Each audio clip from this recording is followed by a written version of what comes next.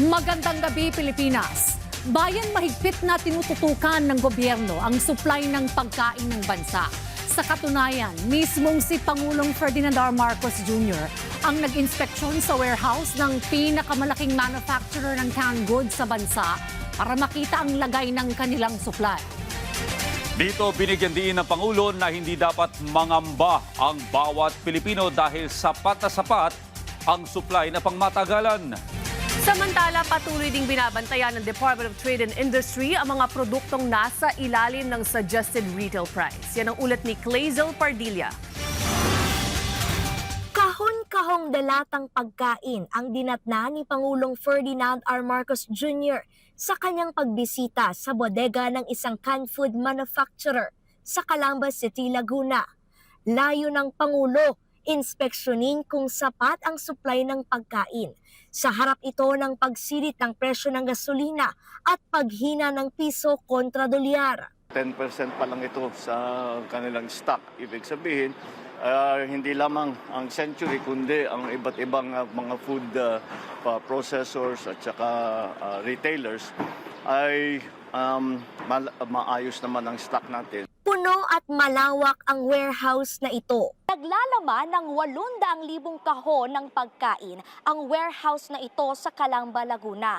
Tulad na lamang ng mga canned meat, sardinas, gatas at iba pang basic good. Ayon sa Century Pacific Food Incorporated na gumagawa ng 50% ng supply ng canned foods sa bansa, may isang buwan silang supply ng raw materials tulad ng mga karne at isda. Nasa 35 araw na inventaryo ng finished product at hanggang 3 linggong retail stock sa mga tindahan. Ang supply ay hindi kailangan mag-alala ang taong bayan. Ang food supply natin ay sapat kahit na pangmatagalan. Nakipag-ugnayan na rin ang pamahalaan sa mga pribadong sektor para pansamantalang ipako ang presyo ng kanilang mga produkto. Sila ay pumayag na wag itaas muna. Hindi tataas ang presyo hanggat kaya nila. Kaya siguro mga 1 buwan, yung iba baka 2 buwan, hindi magagalaw yung presyo. Binabantayan naman ng Department of Trade and Industry ang mga produktong nasa ilalim ng suggested retail price. Ibig sabihin, kailangan munang aprubahan ng ahensya ang anumang aumento na ipapataw ng mga kumpanya.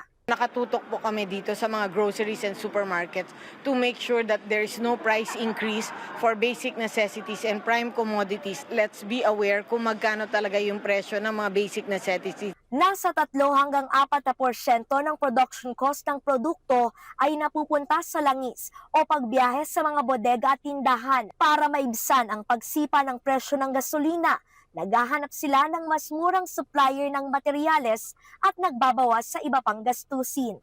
So for example, reduction in our advertising spending, turn off the lights when not needed, or really just being efficient. So whatever savings we can generate, we pass on to the consumer. Clazel Pardilla para sa Pambansang TV sa Bagong Pilipinas.